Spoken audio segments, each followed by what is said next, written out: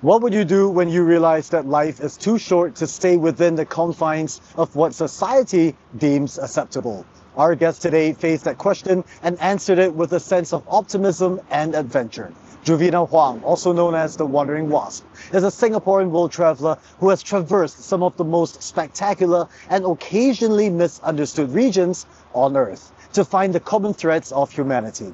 She has inspired thousands and continues to do so with grit, determination, and courage. We're here today to talk about fearlessness, the art of slow travel, and why she says she's still not done. Hello everyone, my name is Hong. Welcome back to Nitro. Hello Juvena, thank you for taking your time to chat with us. And we have quite a bit of stuff to unpack today, so I think we'll just dive right in. Yeah, thanks for having me here, Hong. My pleasure.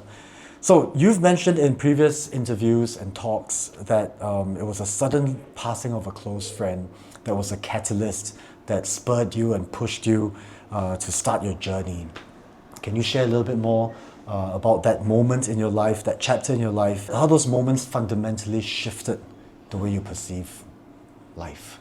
Yeah, I just started a new job that allowed me to pursue my university degree part-time.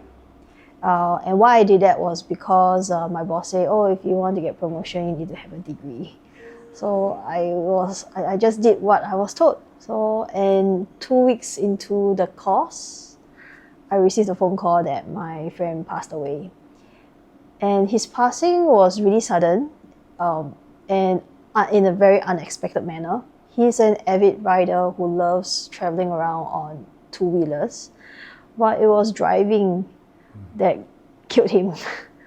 So his passing taught me that life is really short and uncertain. At that time, I had an existential crisis. I started to question, like, what do I want in life? At that time, I think I was just doing what society expect of me.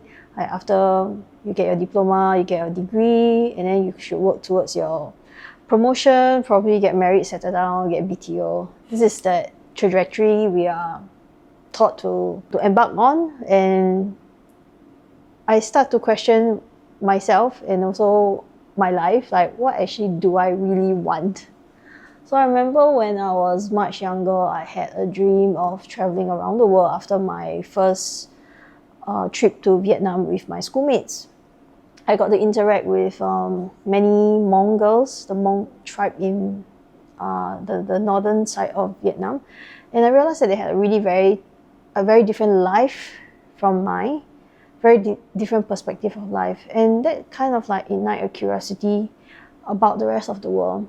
And actually, I had thought of traveling around the world after graduating from my polytechnic.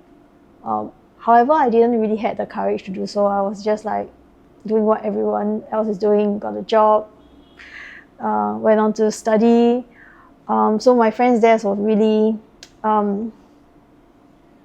made me question a lot about my life choices. Was I just seeking approval and permission from society on how I need to live my life, or am I really having agency and autonomy over my life? So I really thought about the dream that I had when I was younger, and I really want to do it. I really want to see the world. I really want to learn more. And at that time, I just got my motorcycle license. So combining that two dreams, and also with inspiration from people around me, I decided to embark on a journey riding a scooter from Singapore to Europe. Well, actually, I didn't even have a destination in the beginning. I only had a direction. So I was trying to just go right as far as I can until my funds allow me. So that was how I embarked on that adventure. And that sparked your 44,000 kilometer journey from Singapore, and you ended in Czech Republic, was it? Yes. And that took 2 years? Yeah, 27 months. 27 months, 44,000 kilometers. Yes. Did you plan it and then go, or did you make shorter trips to test things out first, or? So at that time, when I wanted to do that trip, the furthest I've been is to Malaysia. And then I get to know a few more riders. They're also Vespa riders and they were riding to Thailand, so I joined them. So that was like my first foray into riding beyond Malaysia. And then I went on to a solo ride. I flew into Chiang Mai, rented a motorcycle, and rode by myself for a few days before meeting up with some friends. A lot of times our dreams and goals may seem like very huge, but all it takes is like we need baby steps to materialize it, because nothing will actually start off like with a boom, right? It all started somewhere. So I started small first. And I remember the very first time I rode into Malaysia, that was a huge accomplishment for me already. And then after that, I rode into Malaysia every weekend, do the biking and go there by myself. And then slowly, I extend the journey to further and further. Then the 44,000 kilometer journey was the first time I ventured beyond Thailand. And it helps to have people around you who encourage you. And I always say to people, before setting out a journey, do not seek advice from those who never left home. And definitely there are going to be a lot of naysayers around you that say that, oh, it's too dangerous, you can't do it. Or your Vespa will not survive. It's too dangerous for a woman traveling solo. But a lot of times, all these comments come from people who have never done such trip. And for those who have done such trip, they are always very encouraging. They will say, don't let people talk you out of it. Yeah, I think this lesson applies to anything you want to pursue. If you need any advice, get the advice that comes from a place of experience and not fear. Well said. Okay, we have a few questions that are related to what you have just said, so we'll get into that in a bit. I know it's impossible for you to condense 44,000 kilometers or 27 months into a short 30-minute interview session. But what were some of, if you could, the key takeaways from your 27-month solo ride into Europe? What are some of the key takeaways for you? Well, it really made me question about conditioning, because I get to experience different cultures. I get to speak to people who have very different perspective on life. And I realized that we are actually all products of our conditioning. So who exactly are we? Another existential questions. Yeah, and when you strip away your social identity, comfort, routine, or anything that is like familiar, you have to face yourself very honestly, who you are. So I guess I realized and discovered aspect of myself that I never known before. So this is what the trip has really taught me. What motivates you? Because I'm very sure in those 27 months that you were traveling, predominantly most of the time by yourself, what motivates you on those miserable mornings? Like if the weather is bad and you are sleeping in a tent and you're drenched, or you are exhausted, your bum hurts, from riding too long. What motivates you to get up and not quit? Curiosity. I'm very curious about the world and how people are like. And then secondly is the people I met along the way. They are reminders of the humanity that we have in the world.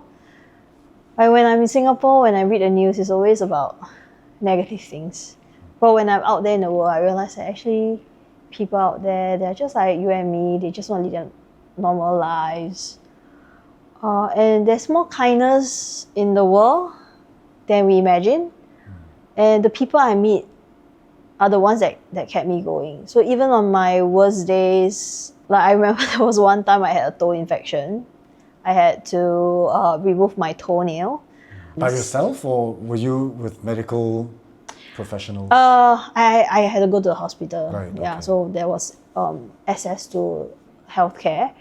And then after removing my toenail, I was in pain. I had to visit the hospital twice a day for my antibiotic injections. And then I was alone. So it was pretty miserable. I almost thought of giving up.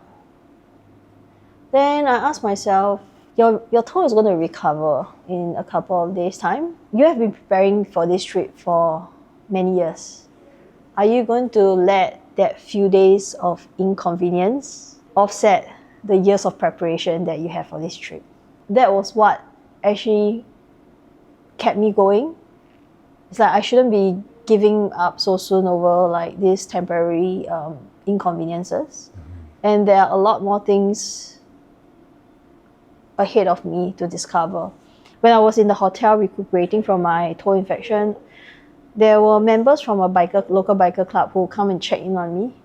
So that was really nice reminder of the humanity that they're still out there for me to explore. So it's always this humanity that kept me going. Cannot imagine the sheer amount of willpower you had and have to push through. I mean, it's really quite amazing. Thank you. It really is. It really is. So this is a question I'm sure you get a lot. Most long-distance overlanders would prefer a motorcycle that is more, I wouldn't say more catered towards overlanding, but more catered towards overlanding. Okay. You know, there are different brands, Yes. adventure bikes and dirt bikes that the companies would market them as adventure bikes that allow you to roam the world and travel the world. What made you choose the Vespa? I would say like, why not? Okay, first of all, I think that the choice of motorcycle is very personal and subjective.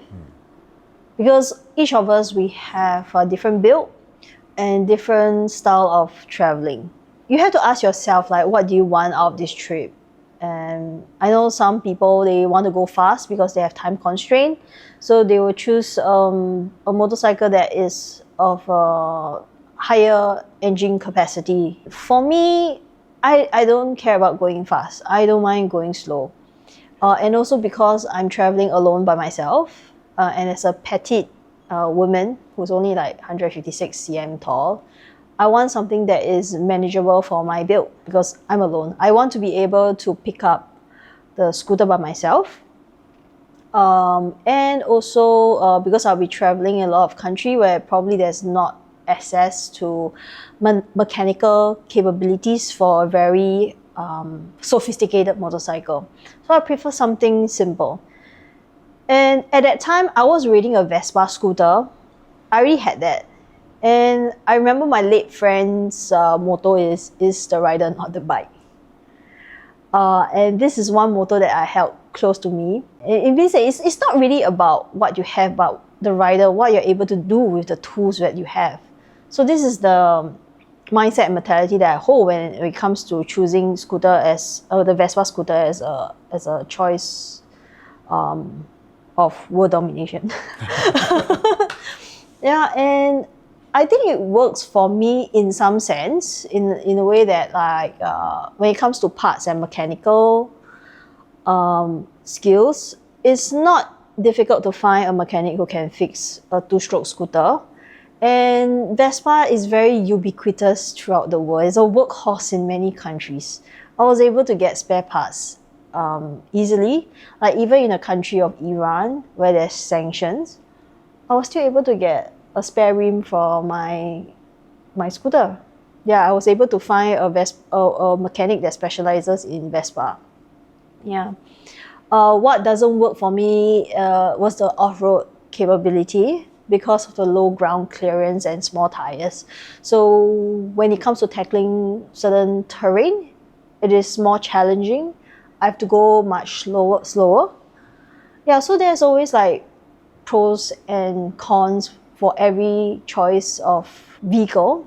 So it really depends on you. You talked a little bit just now about time and time constraints. Yeah. 27 months is a pretty long time for any person for traveling. Most of us living in the regular society, we hear holidays lasting as long as 2 weeks, not 27 months. You have not given yourself a time limit, am I right to say that? Yeah, but I have fun limits. Right, so your only limitation was funds. Yes. That aside, then you had sufficient funds to last you 27 months. I mean, yeah, more than sufficient, because I was quite surprised that I was able to stretch my dollars more on the road. And I realized that in a lot of countries, the living expenses are way lower than in Singapore. And of course, I try to be resourceful on the road as well.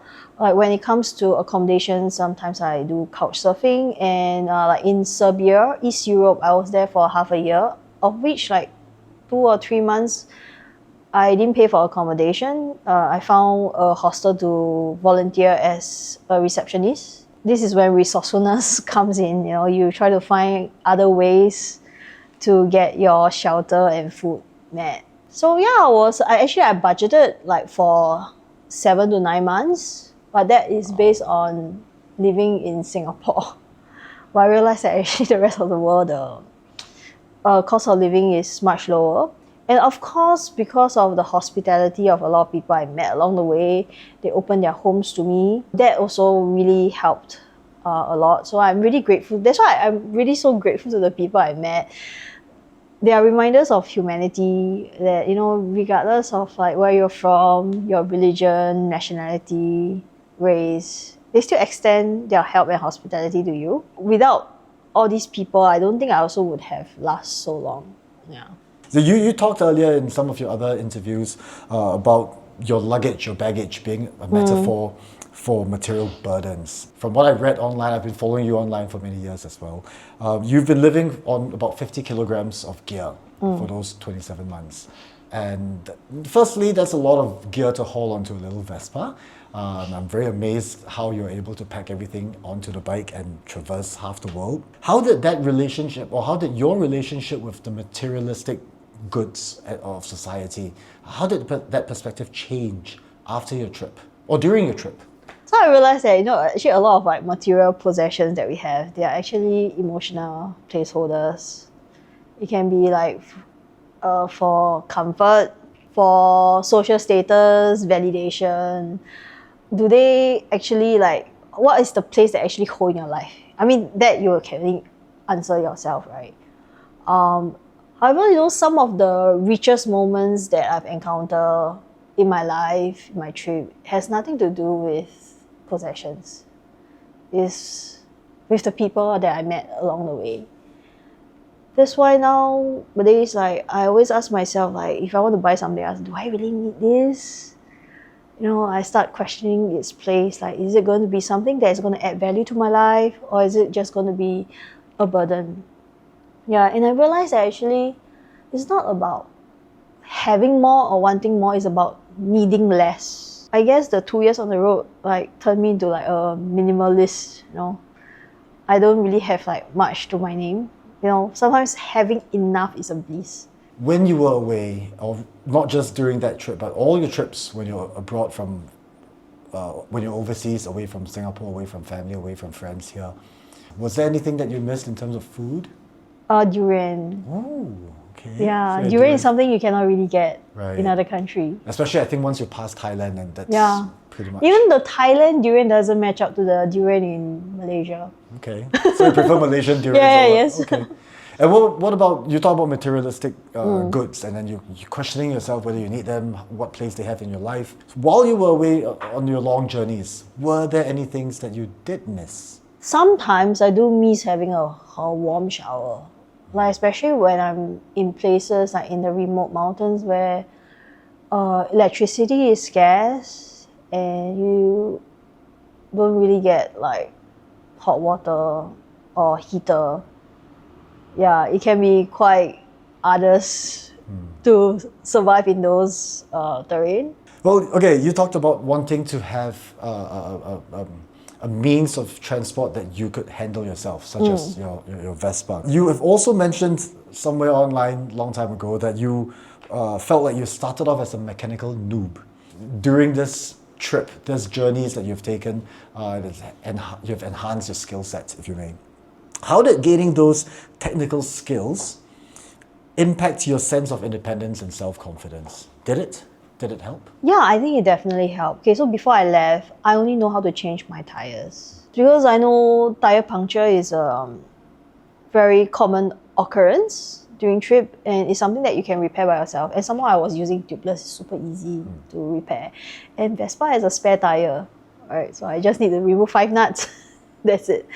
And on the road, I was compelled to learn more. because the situation forced you to, right? I had the Vespa scooter for 7 years before I left on my trip. And I was very dependent on the mechanic. So whenever there's issue, oh, just go to the mechanic. But when I was traveling overseas, I do not go to one mechanic. I'm always changing mechanic in different countries. So the mechanics, they do not really have a history of what went on earlier. And that's why I realized that I had to learn what is going on. So whenever I send my Vespa for servicing or repair in a workshop, I will stay around to observe what was done and learn what's going on. And that gave me the confidence to understand more about the scooter and also to convey what's happening to the next mechanic. And that really helped. And sometimes when I was traveling and then my scooter just couldn't move, I was able to diagnose the problem. Yeah, sometimes I can, sometimes I cannot. If I cannot, I would go online and ask for help on forums or mechanic friends. I'll tell them what are the problems, what is the symptoms, and they will tell me what to check. And that gave me a boost of confidence in handling a lot of these situations. So I went from like a mechanical noob to a roadside mechanic after 2 years. So I remember on my last day of riding, because it was my last day of riding, I was with some friends. I set off pretty late and ended up riding at night. And then my throttle cable broke. And because I know where the throttle cable line runs, right? And I was able to replace it with a clutch cable. Right, I do some improvisation to make it work. So, I don't have this lingering fear, what if I get stranded? And I don't know what to do. Because with that knowledge, I roughly have a sense of what to do. Yeah, I wouldn't say that I'm a pro, but at least, I know something to get me out of certain situations. How big a challenge was it for you in terms of language? Because some of the places you visited, I don't think English is their first language. So when it comes to communication, it also depends on what you're communicating.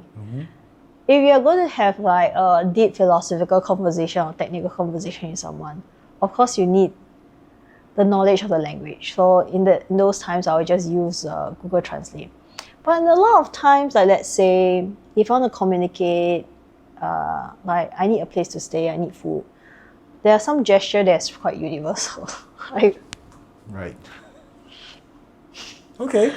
Yeah, and surprisingly, I remember when I was in Iran, that time I was in Iran for 1 month plus, so I learned a bit of Persian. And then I remember I met this gentleman, he was cycling all around Iran. When it comes to face, I was able to understand what he was trying to tell me through some simple words and body language. Then I remember he gave me his telephone number, and he told me that if you arrive in Tehran, my sister lives there, you can contact me, I will ask my sister to host you. Then when I arrived in Iran, I called him on the phone. This time around, I don't really understand what he was trying to tell me. Because there's no visual cues. Because there's no visual cues. Yeah, so sometimes your body language communicates a lot more than words. Yeah. Okay. When people tell you that it's too dangerous, especially to be a woman to travel on such a journey by yourself, what was the internal dialogue that you had? What was the conversation you had with yourself? Did you have any conversations with yourself? Yeah, of course. Like a lot of what ifs. Like, what if this happened to me? What if that happened to me? I'll feel nervous and anxious. But a lot of times, all these like fears, right? Fears, I always say FEAR is false emotion acting real. Yeah, because that situation hasn't happened yet. So you are imposing like that emotion on what is about to happen, but actually it's not happening in a real time. And one thing I realized is that actually most of the time, nothing really bad have happened. There are more good that happen in the world. It's not like every corner there's a boogeyman lurking around the corners. It's not like that. And definitely I will like also question the naysayers. Like I ask them like, have you done such thing before? Like, what makes you say it? Does it come from a place of experience? Does it come from a place that they hurt someone, or somewhere said something? So I want to know whether if it's a first-hand experience. Because a lot of times I realize that negative news spreads more than the positive one, but they are not really representative of the reality on the ground. Yeah, because we are naturally drawn to negative news as a protective mechanism. Yeah, but a lot of times it's not a very objective way to look at things. You also have to look at like statistics. What the occurrence of this happening? It's just like, okay, one very good example that I recently saw on Instagram, because I've been going to India quite a lot, right? And people are telling me, hey, India is very dangerous for women, it's a dirty place and all. I already spent around 1 year plus in traveling around India. I've been to more than 20 states and union territory within India, just one big country. It's so huge. And then if you look at Instagram, right, usually all those reels that go viral are the ones that show how dirty India is. And those that shows India how peaceful and beautiful the place is, they don't go viral. Yeah, because it is also like confirmation bias, right? Because you already believe that this is how this country is. And when you see news that support it, you're like, oh yeah, that's right. It's a confirmation bias. And then it just propagates. Right. So I think this is all part of taking calculated risk. Because I wouldn't say like, oh, riding on the road or going on such trip is going to be 100% safe. Of course, there's going to be elements of risk. But you have to assess the risk to make a informed decision on like whether you should go to certain places or not. Your positivity is endless, is it? I wouldn't say positive, I'm realistic. I mean, of course, I strive to see the best of every situation. But of course, there are times where I do feel down, and I do make space to feel sad, angry, because all these emotions are just part of the human experience. Yeah, so when it's time to grieve, to feel anger, I just let it to feel it. Like, I remember there was one time my scooter kept breaking down in Southeast Asia. I remember I was crying. I was really feeling a lot of frustration. And then people like telling me, you should feel lucky that you are not like in a worse condition. And I find that really very, very invalidating, because I'm also human. Please allow me to just feel frustration and sadness at the situation. And I think every emotion that we feel, right, is all trying to tell us something. Yeah, so instead of suppressing them, I think we should ask ourselves why we are feeling it. Feel it and ask ourselves why you're feeling it. Because like anger, sometimes it tells you that certain boundaries are crossed. Sadness tells you that something is missing. Anxiousness means something that is like not aligned. All these emotions are telling us something, even though they're negative emotion, but I think we should embrace them too. And also be grateful for every good thing that comes. Given a choice, because you've rode solo, you've rode with friends on tours and group rides, do you have a preference between the two? I think there are pros and cons. I really enjoy traveling alone. Actually, at the time I was like reading, they say that solo travel actually is the biggest form of self-love, or indicator of self-love, because you enjoy your company a lot. You're not afraid of your own thoughts. And I think being with myself really allows me to reconnect with myself. And that's what I really enjoy about solo travel. You have been an inspiration to many, and that's a fact. Because some of the people I've talked to, some of the people I speak to, specifically for female riders, what is the most common barrier that you see female riders face? And how can you, is there any way for you to help them overcome it? I think one of the issues that as a woman we face is like we think that we need to seek permission from others or society to do something.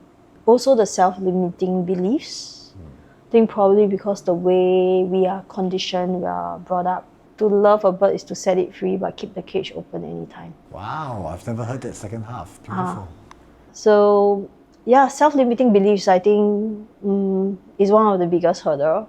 To get over self-limiting belief, I think the best way, right, is to start small by exposing ourselves to what we think we cannot do. Yeah, I think exposure is the best antidote to fear. So many quotable quotes that in this conversation. You have conquered some of the highest peaks on earth, some of the most challenging terrain, some of the most unforgiving, relentless weather, climate. What's next on Juvena's agenda? What's your next chapter? I hope to inspire more people to do the same, to challenge themselves and push their personal boundaries. Yeah, questions those self-limiting beliefs. Are they really true, or is it because of what people say? Right? And this is what is holding a lot of us back. We are stronger than we think we are. And these days I've been giving like talks, inspirational talks, stemming from my travel experiences. And I realized that, talking is just one thing. Sometimes when you attend those motivational talks, right, you get very riled up for the first few days. After that, you're back to square one. But I think that what is going to be more impactful is to go through that experience. That's why I came up with the idea of like hosting trips in Ladakh. So I have a friend that I met in Ladakh more than 10 years ago during my overland trip. And yeah, we became very good friends. I've been referring many clients from Singapore to him for his motorcycle tour. And he was also the one who helped me a lot when I was traveling around India 2 years ago. That time, I had a group of friends who came back like for the second time to tour with him. Then I also joined the ride. Then I was like asking him, hey, do you think that you can also open this up to others, And he said, yeah, sure. So that's why, because I have a community online, right? So I asked them, like, anybody wants to join me in Ladakh? Last year, there were like quite a number, 34 of them who came with me. Wow. Yeah, the first round, it was filled up in 3 weeks.